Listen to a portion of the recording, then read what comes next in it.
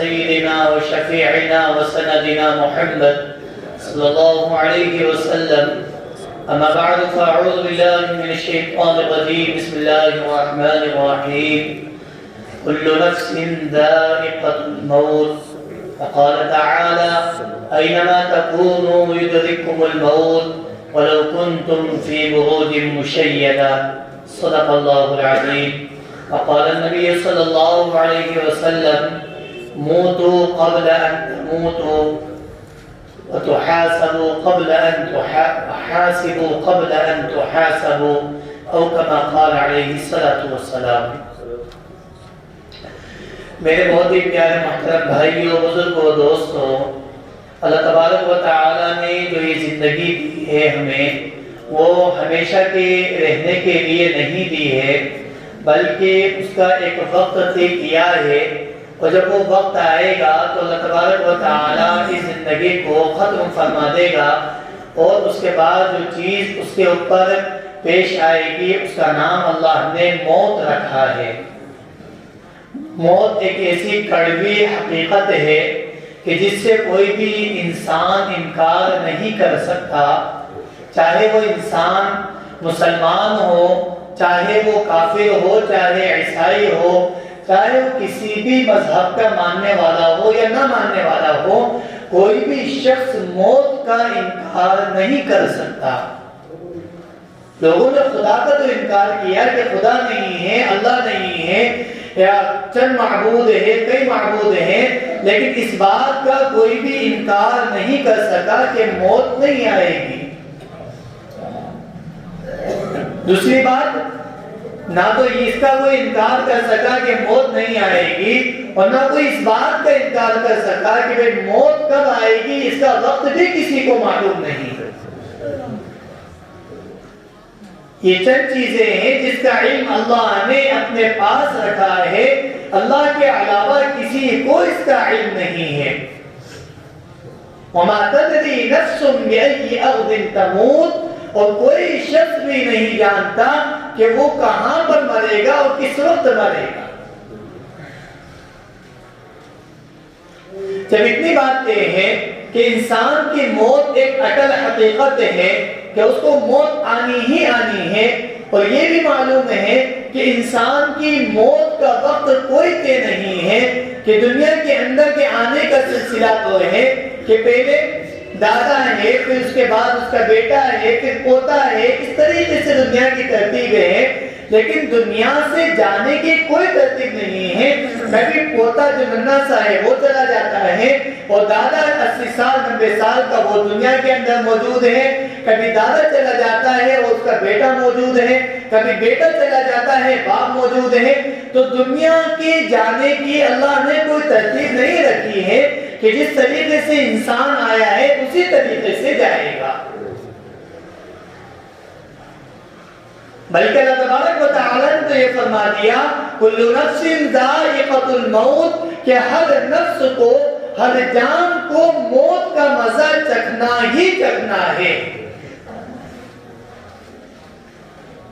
اور جس وقت موت آئے گی، انسان اس غفلت کے اندر اپنی زندگی گزار رہا ہے کہ اس وقت توبہ کر لیں گے، تو اللہ نے صاف فرما دیا لا یستأخرون ساعة ولا یستقدمون، نہ تو وہ ایک گھڑی آگے بڑھ سکتی ہے، نہ ایک گھڑی پیچھے ہٹ سکتی ہے۔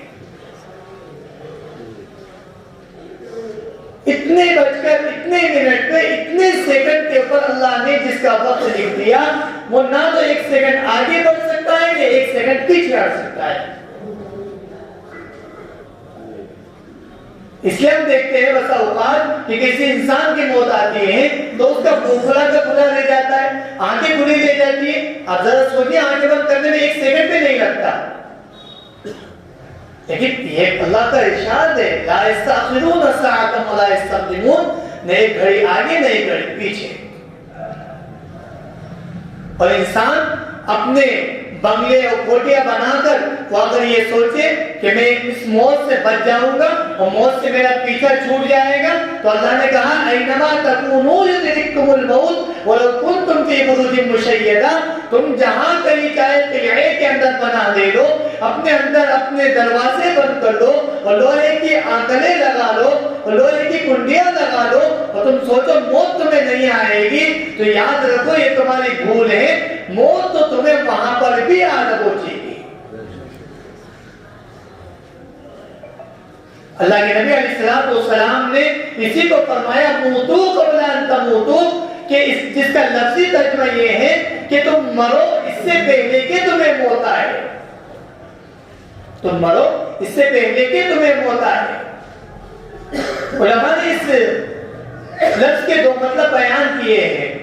ایک مطلب تو اس کا یہ ہے کہ انسان اپنے جو نفسانی خواہشات ہیں جو اللہ کے حکم سے ٹکراتی ہے، جو اللہ کے حکم کے مقابل میں آتی ہے، کہ جس سے انسان نافرمانیوں کے اوپر، سرکشیوں کے اوپر جمع رہتا ہے، اور سرکشی کے اوپر جب جم کر انسان یہ سوچتا ہے کہ مجھے کوئی چیز ہرا نہیں سکتی اور مجھے کچھ بھی نہیں ہو سکتا، تو یہ ساری چیزوں کو انسان کچل کر رکھ دے اور اللہ کے حکم کو سب سے پہلے رکھے۔ یہ مطلب ہے اس کا کہ موت سے پہلے کرو۔ ایک دوسرا مطلب یہ بیان کیا ہے کہ موت سے پہلے مرنے کا یہ مطلب ہے کہ انسان ہر وقت یہ سوچے کہ مجھے ایک دن مرنا ہے، مجھے ایک دن مرنا ہے۔ آج ہمارے ذہنوں سے، ہمارے دل و دماغ سے یہ چیز ہی نکل چکی ہے کہ مجھے ایک دن مرنا ہے۔ اسی وجہ سے آج انسان کسی کے اوپر ظلم بھی کر رہا ہے، کسی کا مال بھی کھا رہا ہے، کسی کی زمین بھی غصب کر رہا ہے، کسی کے اوپر ظلم و زیادتی بھی کر رہا ہے، گناہ کے اوپر جری بھی ہو رہا ہے، کھلے عام شراب بھی پی رہا ہے، کھلے عام محلوں کے اندر بیٹھ کر وہاں پر نشے گانجے بھی کیے جا رہے ہیں، اور وہاں پر بیٹھ کر جوئے سرے عام کھیلے جا رہے ہیں، اور انسان کو بالکل ذرا سی پرواہ ہی نہیں ہے کہ اگر اس وقت ایسے حالات کے اندر اگر میری موت آ گئی تو میرا کیا بنے گا، کہ ایک پل کا کسی کا بھروسہ نہیں کہ ابھی ہم بول رہے ہیں کہ ابھی بولتے بولتے موت آ جائے یا سنتے سنتے موت آ جائے، کسی کا کچھ پتا نہیں۔ ذرا سوچئے اگر ایسی غلط حالت کے اندر گناہ کرتے کرتے اگر انتقال ہو گیا، اگر موت آ گئی تو کیا حشر بنے گا۔ اللہ تبارک و تعالی یہ ہمیں تنبیہ کرنے کے لیے اللہ تبارک و تعالی یہ ساری چیزیں ہمیں بتاتا ہے۔ اللہ کے نبی علیہ السلام نے فرمایا نعمتان مغبون فیہما کثیر من الناس الصحۃ والفراغ، دو نعمتیں ایسی ہیں کہ جس کے اندر اکثر انسان دھوکے میں پڑا ہوا ہے۔ دو نعمتیں ایسی ہیں کہ جس کے اندر اکثر انسان دھوکے میں پڑا ہوا ہے۔ ایک الصحۃ والفراغ، ایک تو ہے تندرستی کی نعمت اور ایک ہے فراغت۔ تندرستی کی نعمت کے انسان کے پاس ابھی تندرستی ہے اور وہ یہ سوچ کر اللہ کے احکام کو ٹالا جاتا ہے کہ ابھی تو وقت ہے کہ بعد میں کر لیں گے، کہ ابھی کون سا ابھی کہیں جانا ہے، ابھی اتنی عمر باقی ہے، ابھی تو ہم جئیں گے۔ یہ سوچ کے انسان نیک کاموں کو ٹالتا رہتا ہے، آگے سے آگے ٹالتا رہتا ہے کہ کل کر لیں گے، پرسوں کر لیں گے، ابھی تو وقت باقی ہے۔ تو یہ جو صحت کا، تندرستی کا جو زمانہ اللہ نے دیا ہے، وہ تندرستی کا زمانہ جب نکل جاتا ہے اور جب انسان بیمار ہو جاتا ہے تو اس وقت اس کو وہ ساری چیزیں یاد آتی ہے کہ کاش میرے اندر طاقت ہوتی تو میں اللہ کے سامنے سجدہ کر لیتا اور اللہ کے سامنے جھک کر اپنے گناہوں کی معافی مانگ لیتا۔ دوسری چیز ہے فراغت کا وقت، وہ بھی اسی طریقے سے کہ انسان کے پاس ابھی وقت ہے تو انسان اس وقت کے اندر نیک کام کرنے کے بجائے اس کو سوچتا ہے کہ ابھی آئندہ جب میری کچھ عمر گزر جائے گی تب یہ کام کریں گے، کہ میں ریٹائر ہو جاؤں گا جب میں نیک کام کرنے لگوں گا۔ تب میں نمازیں پڑھنے لگوں گا، تب میں روزے رکھنے لگوں گا. لیکن اچانک موت کا پنجہ اور موت اس کو آ دبوچتی ہے اور اس کی ساری کی ساری اثرتیں یوں کی یوں ہی رکھی رہ جاتی ہے. حضرت بہلول رحمۃ اللہ علیہ ایک بہت بڑے بزرگ گزرے ہیں. ان کا قصہ لکھا ہے کہ حضرت ہارون رشید رحمۃ اللہ علیہ وہ بھی ایک بڑے نیک دل بادشاہ تھا. ان کے زمانے کے اندر حضرت مجذوب رحمۃ اللہ علیہ، حضرت بہلول مجذوب رحمۃ اللہ علیہ ایک شخص تھے کہ جن کو لوگ پاگل سمجھتے تھے اور ہارون رشید بھی ان سے مزاح کیا کرتے تھے، ان سے مذاق کیا کرتے تھے، ان کو مذاق میں چھیڑا کرتے تھے. چنانچہ ایک مرتبہ دربار لگا ہوا تھا اور ہارون رشید نے اپنے درباریوں سے کہہ دیا تھا کہ اگر یہ شخص آئے تو ان کے آنے جانے کے اوپر کوئی روک نہیں ہے، وہ بغیر اجازت کے میرے پاس آ سکتے ہیں. چنانچہ ایک مرتبہ حضرت بہلول رحمۃ اللہ علیہ ہارون رشید کے پاس پہنچ گئے. ہارون رشید نے ان کو چھیڑتے ہوئے کہا کہ یہ میرے پاس ایک لاٹھی ہے، یہ لاٹھی لے لو اور اگر تمہیں دنیا کے اندر تم سے زیادہ کوئی بے وقوف نظر آئے تو یہ لاٹھی اس کو دے دینا. ٹھیک، یہ بھی انہوں نے لاٹھی رکھ لی. اب ایک عرصہ گزر گیا، 20 سال گزر گئے. ہارون رشید بیمار پڑ گیا اور بستر مرگ کے اوپر پڑ گیا. پھر ان بزرگ کو اطلاع ہوئی کہ ہارون رشید کافی بیمار ہے اور قریب ہے اب اس کا وقت. چنانچہ اس کی عیادت کے لیے تشریف لے گئے. جب گئے تو پوچھا کہ بادشاہ سلامت، اے امیر المؤمنین، کیا حال ہے؟ تو ہارون رشید نے کہا کہ آپ دیکھ نہیں رہے، بالکل بس آخری وقت ہے، اب سفر ہے، سفر درپیش ہے. کہاں کا سفر ہے؟ کہا کہ آخرت کا سفر ہے. آپ کب آئیں گے؟ یہ کہا کہ تم پھر ایسی بیوقوفی کی باتیں کر رہے ہو کہ وہاں سے جانے کے بعد کوئی آتا تھوڑی ہے. وہاں تو ایک مرتبہ چلا گیا پھر چلا گیا. اچھا، جب اتنا لمبا سفر ہے اور وہاں سے واپس بھی نہیں آنا تو آپ نے اپنے تیاری کے لیے کتنے لاؤ لشکر کو آگے بھیجا ہے، اپنے کتنا سامان آگے بھیجا ہے اس کی تیاری کے لیے. کہ وہاں پر یہ چیزیں نہیں بھیجا کرتے. تو اس کے بعد وہ بزرگ تھے، انہوں نے کہا کہ آپ کے پاس میری ایک امانت، آپ کی میرے پاس ایک امانت ہے اور وہ امانت یہ ہے کہ ایک لاٹھی ہے کہ جس کو آپ نے کہا تھا کہ اگر مجھ سے زیادہ کوئی بے وقوف اگر مل جائے تو اس کو دے دینا. تو لیجیے، یہ میں آپ ہی کو دیتا ہوں کہ میں نے اپنے سے زیادہ بے وقوف آپ کے علاوہ کسی کو نہیں دیکھا. کہ آپ جب دنیا کے اندر کسی سفر کے اندر جاتے تھے، جب آپ کوئی سفر درپیش ہوتا تھا تو کئی مہینوں سے پہلے وہاں پر فوجیں پہنچ جایا کرتی تھی، وہاں پر سامان پہنچایا کرتا تھا تاکہ آپ کو وہاں پر آرام مل سکے، آپ کو کوئی پریشانی نہ ہو. اور اب جب آپ کا آخرت کا سفر ہے جہاں سے واپسی کا کوئی امکان بھی نہیں ہے اور واپس کوئی انسان آ بھی نہیں سکتا اور آپ نے وہاں کے لیے کوئی تیاری نہیں کی. یہ جواب صرف ہارون رشید کے لیے نہیں تھا، یہ جواب ہم تمام کے لیے ہے کہ آج ہم نے دنیا کے اندر دنیا کی راحت و آرام کے لیے تو کہ آج میں ایسا مکان بنا لوں، مکان کے اندر ایسی چیزیں لگا لوں کہ اے سی لگا لوں اور ایئر کنڈیشن لگا لوں اور وہاں پر گرمی کے آلات بھی لگا لوں کہ میرا ہاتھ نیچے رکھتے ہی پانی بھی فوراً نکلنے لگ جائے اور میرے پیٹ سے فوراً پنکھے بھی چلنے لگ جائے کہ مجھے ذرا سی اس کے اندر تکلیف نہ ہو. انسان ساری راحت کی چیزیں اس نے کر لی، لیکن یہ چند دنوں کے اور چند مہینوں کی زندگی کے خاطر، چند سالوں کی زندگی کے خاطر کہ جس کا اس کو پتہ بھی نہیں ہے کہ میں مکان جو بنا رہا ہوں، کہ جس کے اندر میں اپنے آرام و آسائش کی چیزیں سجا رہا ہوں، پتہ نہیں مجھے اس کے اندر رہنا بھی میسر ہو گیا نہیں ہوگا. اس کے لیے اتنی تیاری، لیکن ایک سفر جو بالکل اٹل حقیقت ہے کہ جس کا کوئی انسان انکار ہی نہیں کر سکتا، اس کے لیے کیا تیاری ہے ہمارے پاس؟ ہم میں سے ہر شخص یہ سوچے کہ ہم نے موت کے لیے کیا تیاری کی ہے. آج دنیا کا امتحان ہوتا ہے تو اس کے لیے پہلے سے تیاریاں کرنی پڑتی ہے.